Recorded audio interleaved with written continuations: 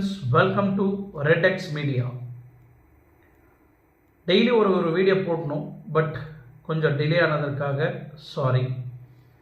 பல்லடம் அந்த 3 பேர் மர்மமான முறையில் கொலை செய்யப்பட்ட அந்த கேஸோட இன்ட்ராக்யூஷன் எப்படி இருக்குது, இன்வெஸ்டிகேஷன் எப்படி இருக்குது, அந்த 8 பவுன் நகைக்காக கொலை பண்ணாங்களா, இல்லை இப்போ புதுசாக ரியல் எஸ்டேட்டுக்காக அந்த நிலத்தை யாரோ கேட்டிருக்கிறாங்க, அந்த நிலத்தை தர மறுத்ததனால் அவர் கொலை செய்யப்பட்டாரா, இல்லை வேலைக்காரனை அசிங்கப்படுத்தினதுனால வேலைக்காரன் கூலிப்படை ஏவி விட்டு அவங்க 3 பேரையும் கொலை பண்ணாரா, இல்லை தன் மனைவி, நிறைய பேர் லாஸ்ட் வீடியோலையும் பேசியிருந்தோம், அவங்க மனைவி மேலேயே நிறைய பேர் சந்தேகம் இருக்குது அப்படின்னு.